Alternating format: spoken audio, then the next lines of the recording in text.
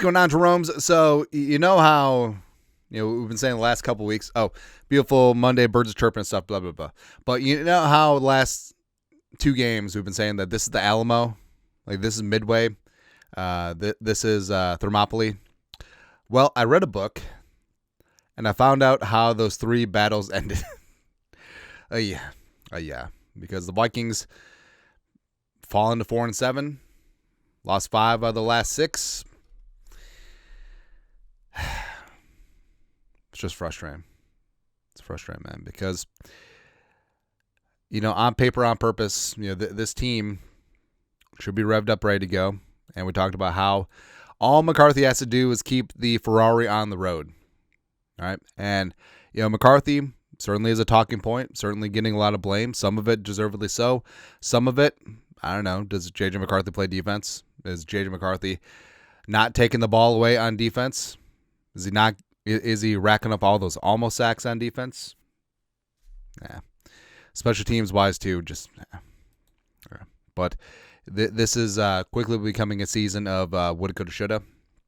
And the numerous no call, no shows of Atlanta, the Chargers game, and now Green Bay, it's just bad. It's just a really bad look for Kevin McConnell and company. And with McCarthy, right, it is what it is, right? You're going to have your patience with a first-time starting quarterback for sure, but 87 passing yards? I just don't understand. 34.2 quarterback rating. You get 39.6 if you throw straight into the ground. 6 touchdowns, 10 picks, 2 rushing touchdowns, taking 20 sacks.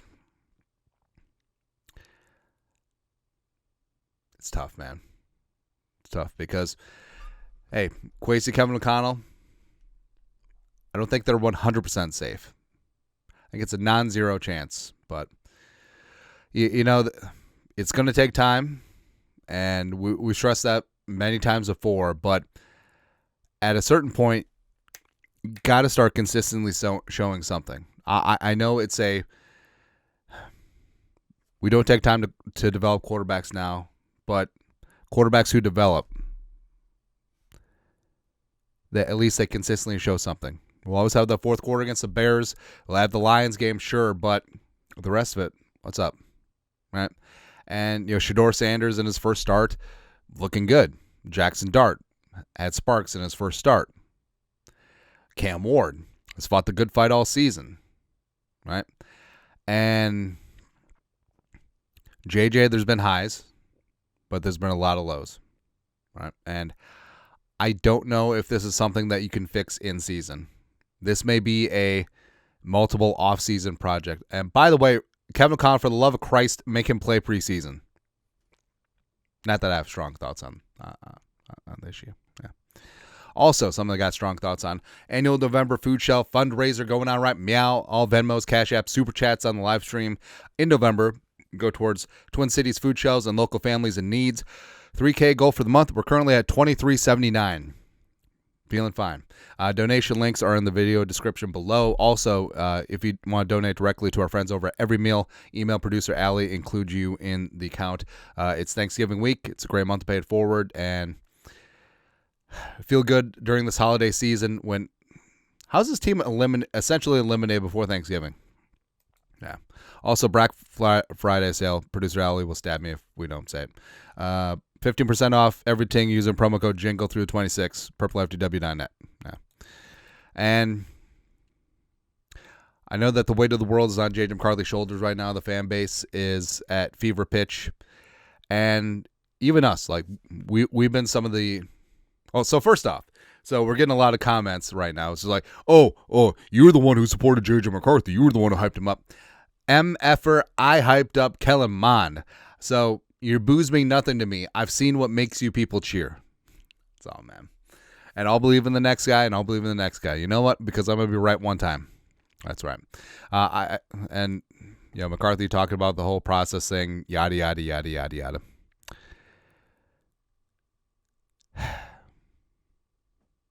When you're winning, this isn't bad. When you're winning, you can say all the weird stuff. But, yeah. And then, JJ, A lot of people are concerned about Jefferson. It's like, if the Vikings are wasting his prime, if J.J. McCarthy doesn't get it, right, even though both of Jefferson's touchdowns this year are from him, but Jets is on pace for basically career lows in a lot of stats, including 2023 where he missed 7 games. Outclass the Athletic. Justin Jefferson, it's frustrating. It's frustrating to lose. It's frustrating to be up here, say the same thing every single week. Expecting things to change the following week, and we're still here in the same spot. We just got to figure it out. And we lost again. I hate to lose. I hate to be in this type of situation. A lot of people grabbing onto, I hate to be in this type of situation. The national media jabroni haircuts are going to have a field day. Thank goodness it's a short week, because I don't know if I could take it, man. We just got ESPN back on YouTube TV. Come on, man. I hate feeling the way I feel. I hate coming in this locker room, seeing the down faces and the down energy. So we just got to fix it and turn it around. He's right. He's right. Like, things have to get better because, frankly, they can't get worse. And I know we're preaching patience right now, but at a certain point, are you sacrificing the locker room for McCarthy's development, right? Those two should work hand in glove. But at a certain point, like, say you're Harrison Smith, say you're Adam Thielen, say you're Aaron Jones, say you're some of these older veterans. Like, this season is toast. Like, this season, the Vikings are essentially mathematically eliminated from the playoffs. And would the Vikings have had a better shot if Carson Wentz had been healthy? Would the Vikings have had a better shot the last 3 weeks if the quarterback situation was different? Possibly. But also, like we said, JJ doesn't play defense. JJ doesn't play special teams. JJ doesn't call the plays. Right? And Kevin O'Connell getting away from the run. Kevin O'Connell calling all these long developing pass plays when he clearly did not have the protection. I don't know. Like, I know a lot of people are beating J.J. McCarthy down with all the blame, but there's a lot of blame to go around for this team to be where it is. But also, at a certain point, if you're trotting him out there and then he just has another 50% completion day, he's erratic, gets sacked 5 times, throws 2 picks, does that help him? Even though, yes, he needs reps upon reps upon reps, at a certain point, it's a disservice to him. Where if he's shell-shocked, has zero confidence, and could potentially wreck everything that you've worked for, and also he's not helping the team, I mean, what do you do? I don't know. But also, a couple injury updates from Kevin O'Connell from the presser yesterday. Gessling Strib. Kevin O'Connell said Christian Darrisaw was trying to play through his foot and ankle injuries, and Donovan Jackson wanted to go back in the game, but trainers thought it would be best to hold him out. They'll both be evaluated this week. Now, Darrisaw, it's actually kind of better news that it's not related to the knee. All right, so something to monitor. And Jackson's tough as hell, man. Like, we'll see him there. But we'll see what happens for Seattle. And the offensive line was absolutely thrashing early on. So for the game, Mason ended up with 8 carries for 42 yards, 5.3 yards per carry. Completely shredding. Aaron Jones was getting things going against his old team, 9 for 41, 4.6. How many carries do you think they got in the second half total? Just a guess. Like 17 for the game. How many carries did they get in the second half? 2. Now, yes, they lost a possession because of the Miles Price kerfuffle, but you didn't need to get into a throw script. You were down 11 points with the bulk of the second half to go, and all of a sudden, Kevin Conn turns J.J. McCarthy loose, like they're down 31. In the fourth quarter. It just doesn't make any sense. Where you're concerned about, JJ getting into a throw script where he can get into bad spots and he presses and throws picks, yes. But why just completely ignore this? The offensive line was looking good run blocking, not so good pass blocking. And also, yes, that is in conjunction with JJ holding on to the ball too long, but it's exactly what Jefferson said. Saying the same things every single week. It feels like we are saying the same things every single week. Run the damn ball. But I digress. I don't have any strong feelings on the matter. Also, special teams, just ridiculous. Price, for as many big time splash plays as Miles Price makes, for every 2 big plays, he makes 1 like bad mistake. Well, whether it's taking the ball out of the end zone when you just take the touchback, or muffin a return, or of course, fumble, and then that and the punt return. And Coach Hat, I understand that the Vikings are the number 1 PFF special teams team because of Will Reichard, Miles Price's good returns, and Ryan Wright suddenly. But there's mistakes in coverage. Ivan Pace Jr. thinking that he's the 12th man when he's really 11, burning a timeout there. Just every single week there's a penalty, there's mistakes, there's a busted coverage, there's a lot of issues on special teams, and I don't think that Coach Hat's going to be back next year. It's really down. And defensively, like I said, everyone's blaming J.J. McCarthy, but this defense has been night and day different from last year, right? And it's not as simple as they didn't bring back Beasley, but only 9 turnovers this year. 4 of them came in the Bengals game. Wait, did 5? 5 came in the Bengals game. I'm smoking crack. 2 3-game turnover-less stretches, and the Vikings are currently in one. Right, and the defense, I don't know. It just seems like there's just not the same juice as there was previously. And, Grenard being out the last couple games sucks. Diamond Dallas Turner's done good things. I mean, where's Van Ginkel? Like, I know he's been solid, but where's the splash plays? Right? You got extended, bro. You got your contract freshened up. Alan Hargrave spent a lot of money in free agency. Where are you guys at? You're getting outplayed by Jalen Redmond. Right?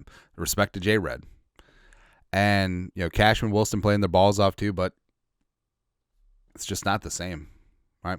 And the Vikings lead the league. I feel like the Vikings lead the league in almost sacks and missed tackles.